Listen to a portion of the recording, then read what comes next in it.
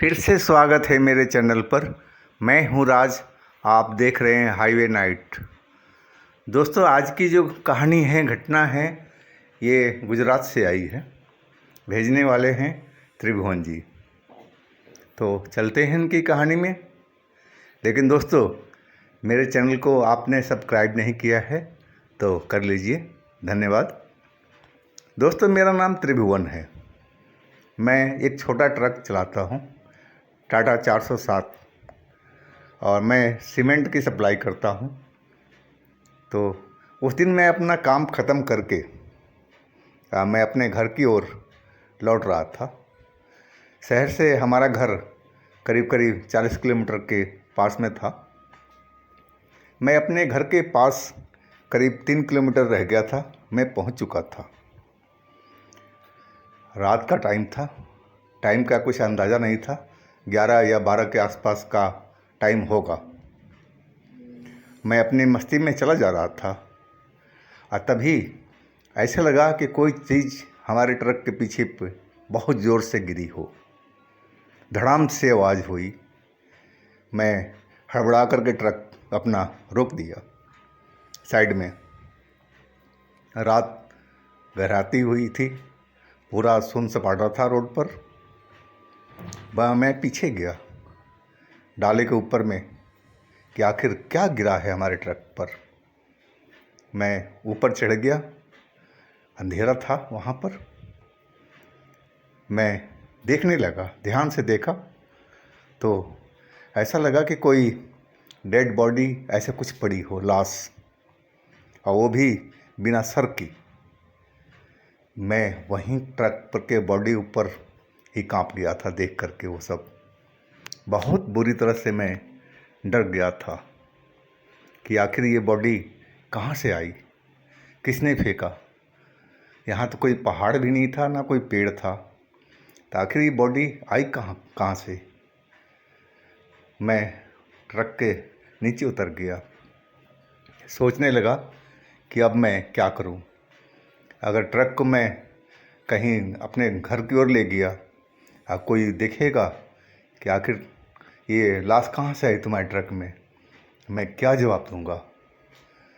मैं एकदम पेशो पेश में पड़ा हुआ था, रोने का मन हो रहा था। मैं उस बॉडी को फेंकना भी नहीं, छूना भी नहीं चाहता था। फेंकने की तो दूर बात, मैं छूना भी नहीं चाहता था। मैं किसी लफड़े में फंसना नहीं चाहता था। फिर हमारा मन हुआ कि मैं थाने चलूं और वहाँ जा कर के मैं गाड़ी खड़ा कर दूंगा और जो सच है वो बता दूंगा। अभी मैं इतना अपने मन में सोच ही रहा था और उस बॉडी में सर ही नहीं था, बाकी सब कुछ था मौजूद। और वो अचानक वो बॉडी उठ करके खड़ी हो गई। मैं ट्रक के नीचे था, मेरी निगाह पड़ी तो ट्रक के एक हाथ पकड़े हुए डाला को, और वो मेरी ओर, उसका चेहरा तो था ही नहीं, सर था ही नहीं, बस फेस, उसका बॉडी हमारी ओर ऐसे खड़ा था। मैं एकदम से और डर गया। मैं बुरी तरह से कांपने लगा। मैं ज़ोर से चिल्लाया डर के मारे। मैं समझ गया कि ये कोई भूत प्रेत है, कोई छलावा है।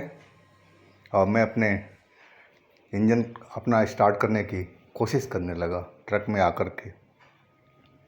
लेकिन ऐसे समय में हर चीज़ धोखा देता है। वही मेरे साथ में हुआ। ट्रक बिल्कुल स्टार्ट ही नहीं हो पा रही थी। मैं चाबी घुमाऊं और इंजन स्टार्ट ही नहीं हो पा रही थी। मैं पसीने पसीने हो चुका था डर के मारे। अब मुझे समझ में नहीं आ रहा था कि मैं अब भागूं तो कहाँ भागूं, और ट्रक को मैं छोड़ना नहीं चाहता था। मैं फिर भी नीचे उतर गया डर के मारे। मैं देखा, अब वो जो बॉडी है, जो सरकटा लाश थी, वो रोड पर खड़ी थी। मुझे बहुत डर के मारे बुरा हाल था मेरा। और तभी अचानक ऐसा लगा कि कहीं से धुआं, ऐसा काला काला धुआं हर तरफ फैलने लगा था। मैं उस धुएं से भागता रहा पीछे की तरफ। जितना पीछे जाता और उतना धुआं वो आगे आ रहा था। आखिरकार वो धुएं के लपेट में मैं आ ही चुका था। धुआं में पड़ते ही मुझे अब कुछ भी नज़र नहीं आ रहा था। हर तरफ अंधेरा ही अंधेरा, अंधेरा ही अंधेरा लग रहा था और मेरी आंखें फिर बंद हो चुकी थी। मैं इतना पता था कि मैं रोड पर गिरा था और उसके बाद मुझे कुछ पता नहीं कि मेरे साथ में क्या हुआ। जब मेरी आँख खुली थी तो मैं एक कमरे के अंदर में पाया। कमरा नहीं बोल सकते उसको, उसमें कोई दरवाज़ा ही नहीं था। पुराना सा खंडहर सा दिख रहा था और वो लंबा सा कमरा बना हुआ था ऐसे पुराने टाइप में। मैं फर्श पर पड़ा हुआ था और एक पीली रोशनी हर जगह फैली हुई थी। पता नहीं कहाँ से निकल रही थी, क्या उसका सोर्स था मुझे नहीं मालूम, लेकिन रोशनी हर तरफ, हल्की हल्की पीली रोशनी हर तरफ फैली हुई थी। मेरी आँखों में जलन हो रहा था, शायद वो धुएं के कारण या कुछ और बात थी, और मेरी आंखें सही ढंग से खोलने में दिक्कत हो रही थी। मैं अपने आँख को अपने हाथों से मल रहा था। थोड़ी देर में मेरी आंखों के जलन थोड़ा कम हुआ। मैं उठ करके खड़ा हो गया था और फिर मैं देखना शुरू किया कि आखिर मैं हूँ कहाँ पर। मैं तो इतना समझ गया था कि मैं किसी छलावा के मायाजाल में फंस गया हूँ। अब यहाँ से निकलना बहुत मुश्किल है। अब हमें तो जो बचा सकते हैं तो गॉड ही बचा सकते हैं, भगवान बचा सकते हैं, तीसरा कोई नहीं बचा सकता। लेकिन मैं कोशिश करने जा रहा था कि यहाँ से निकल कर भागा जाए। मैं थोड़ा सी आगे बढ़ा, मैं देखा वहाँ पर 3 ऐसी डेड बॉडी पड़ी हुई थी या उनके सर भी नहीं थे। बहुत पुरानी वो बॉडी लग रही थी, कीड़े चल रहे थे उसमें, लेकिन स्मेल नाम का कोई चीज़ नहीं आ रहा था। ऐसा कोई दुर्गंध बिल्कुल नहीं आ रहा था, लेकिन लाश बिल्कुल सड़ी गली ऐसी नज़र आ रही थी उस रोशनी में। शायद ये छलावा का भरम जाली हो, मुझे तो ऐसा लगा था। मैं वहाँ से आगे की तरफ बढ़ा तो देखा एक जगह में अलाव सी जल रही थी, आग जल रहा था और एक काला कपड़ा में एक इंसान जैसा आदमी बैठा हुआ था आग के पास में, और वो किसी का गर्दन लेकर के आग में पकाने की कोशिश कर रहा था। मुझे देखते ही उल्टी सी आ गई थी। मैं समझ गया कि ये नरभक्षी है, ये ऐसा कोई राक्षस है जो इंसान को मांस खाता हो, और वही सामने नज़र आ रहा था कि किसी इंसान का खोपड़ी को वो भूनने जा रहा था। मैं अब वहाँ से आगे की तरफ निकलना चाहा, लेकिन आगे एकदम रास्ता ही नहीं था। इकलौता रास्ता वही था वहाँ से बाहर में जहाँ आग जल रही थी और जहाँ पर वो काला आदमी एक सर को भून रहा था। मैं हिम्मत करता हुआ आहिस्ते आहिस्ते कदमों से अब बिल्कुल उसके समीप पहुँच चुका था। अगर मैं वो जगह पार कर लेता तो मैं दौड़ सकता था तेज़ी से, क्योंकि मुझे आगे कुछ उजला उजला सा दिखाई पड़ रहा था। शायद वो रोड की बत्तियाँ थी या क्या कुछ था, वो तो आगे जाने पर ही पता लगता, लेकिन रोशनी उस जगह से सफ़ेद सी आ रही थी। मैं जैसे ही वहाँ बढ़ा वो चौंक गया। वो काला कपड़ों वाला आदमी, बड़े बड़े उसके बाल थे, बिखरे हुए बाल और बड़ी बड़ी दाढ़ी।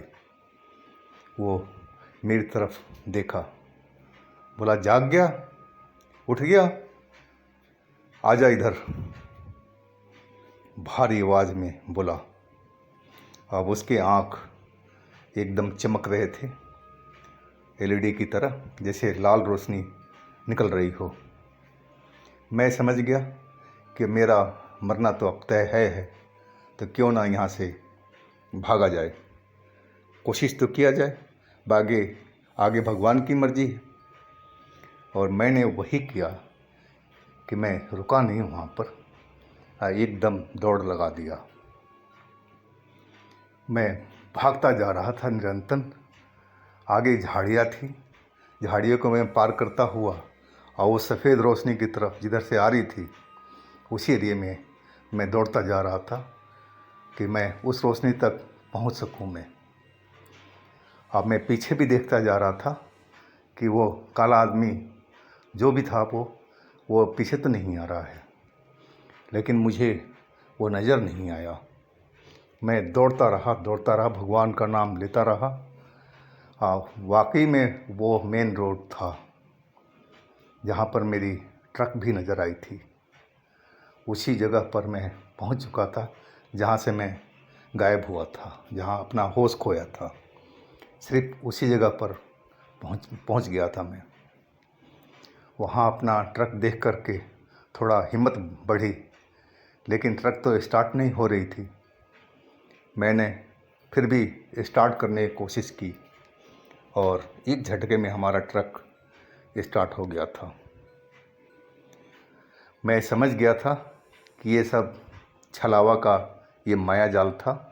वह मुझे कुछ खेल दिखाना चाहता था अपना, और इसी तरह वो मुझे फंसा कर रखना चाहता था, या हो सकता है कि वो मुझे मार करके खाना भी चाहता था, जैसे वो किसी लाश का सर को काट करके और वो भून रहा था। तो शायद ये भी हो सकता है। लेकिन मैं एक चीज़ समझ नहीं पाया कि वो तो भूत था, शैतान था। वो चाहता तो मुझे दौड़ के पकड़ सकता था, या अपने जादू मंत्र से वो कुछ भी कर सकता था, लेकिन मेरे पीछे वो आया नहीं। या तो हो सकता है कि उसका पेट भरा हो, और दूसरा वो सर को भून रहा था कि उसके पास में खाना था। मुझे तो यही लग रहा था कि शायद इसी वजह से वो मेरे पीछे भागा नहीं था। अब मैं अपने घर की तरफ चल दिया था। घर पहुंचा, मैं अपने परिवार में सभी को बताया कि ऐसे ऐसे हालात मेरे साथ में हुई थी। सारे लोग दहल गए थे। बोले, ऐसा कौन सा जगह है जहाँ पर तुम फंसे थे? वाकई में हम लोग बचपन में उस जगह पर खेलते थे, कूदते थे। हमारे घर के पास ही था, वो ज़्यादा दूर पर नहीं था गांव के। हमारे भेड़ बकरियां और जानवर भी चरने के लिए आते थे। ऐसी जगह हमें, उस खंडहर टाइप मकान हमें कहीं नज़र नहीं आया था। और सुबह में हमारे परिवार ने बोला कि अभी सो जाओ, कल देखा जाएगा जो होता है, तुम बच के आ गए, इतना ही हमारे लिए काफ़ी है। अगले दिन सुबह में हमारे जो पिताजी थे, कई गांव के लड़कों को और बुज़ुर्गों को इकट्ठा किया, सारी कहानी बताई कैसे ऐसे मेरे बेटे के साथ में हुआ है। चलो उस जगह को देखा जाए, आखिर है क्या चीज़ वो, जैसे बेटे ने बताया है। कई लोग तैयार हो गए, कई लोग डर गए थे। मैं भी साथ में गया था। डर तो मुझे भी लग रहा था। हमने उस जगह की पूरी छानबीन कर ली, एक एक जगह, लेकिन वैसा खंडहर और वो कमरा हमें कहीं नज़र नहीं आया। था ही नहीं वहाँ पर, बस झाड़ियाँ थी छोटी छोटी, और कोई बड़ा कुछ भी नहीं था। वो खंडहर कहाँ चला गया कुछ मालूम नहीं। तो ये सब उसी छलावा का ही खेल था, जाल था। फिर आगे से कोई हमारे साथ में कुछ दिक्कत नहीं हुई, सब कुछ मेरे साथ नॉर्मल चल रहा था। कोई दुख तकलीफ़, कोई जादू का असर या भूत प्रेत बाधा, ऐसा मेरे साथ में कुछ नहीं हुआ। शायद भगवान ही ने मेरा उस दिन जान बचाया था उस छलावा से।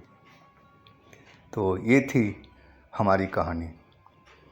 तो दोस्तों, यदि आपके पास भी अपना कोई अनुभव है, कहानी है, कोई घटना है, तो हमें इंस्टाग्राम पर या मेरे व्हाट्सएप नंबर पर शेयर कीजिएगा।